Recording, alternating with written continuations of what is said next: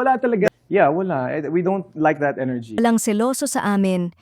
Ayon kay Jericho, sa kasalukuyang estado ng kanilang relasyon ay nangingibabaw ang tiwala, kumpiyansa at respeto sa isa't isa, isang bagay na bihira raw makita at lalong pinahahalagahan ng mga fans. Para sa marami, ang pahayag na ito ay patunay ng maturity ng kanilang relasyon. Sa isang industriyang puno ng tukso, intriga at chismis, malinaw umano na matatag ang pundasyon ni Jericho at Janine. Hindi raw sila nagpapaapekto sa mga insecurities o haka-haka ng iba dahil alam nila kung saan sila nakatayo sa buhay at sa isa't isa.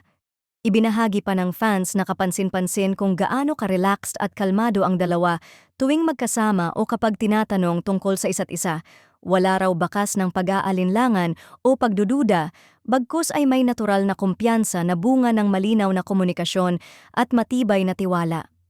Para sa netizens, ito raw ang klase ng relasyon na hindi kailangang ipangalandakan dahil ramdam naman ang katotohanan nito. Dagdag pa ng ilang tagahanga, makikita raw na pareho ng dumaan sina Jericho at Janine sa kani-kanilang personal na karanasan sa pag-ibig. Kaya ngayon, mas alam na nila kung ano ang gusto nila at kung ano ang ayaw nila. Ang kawalan ng selosan ay hindi raw kakulangan ng pakialam, kundi tanda ng emosyonal na seguridad, isang antas ng relasyon na hindi madaling maabot. Marami rin ang nagsabing inspirasyon ang dalawa, lalo na sa panahong uso ang toxic na selosan at kontrol sa relasyon.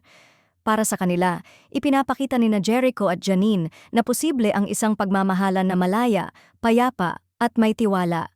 Isang relasyon kung saan hindi kailangang magbantay o maghinala dahil malinaw ang intensyon at paninindigan. Hindi rin naiwasan ng netizens na purihin ang confidence ng dalawa, confidence sa sarili at sa relasyon. Ayon sa fans, kapag buo ka bilang tao at sigurado ka sa taong kasama mo, hindi na kailangan ng selosan, at ito raw ang eksaktong ipinapakita ng dalawa sa ngayon.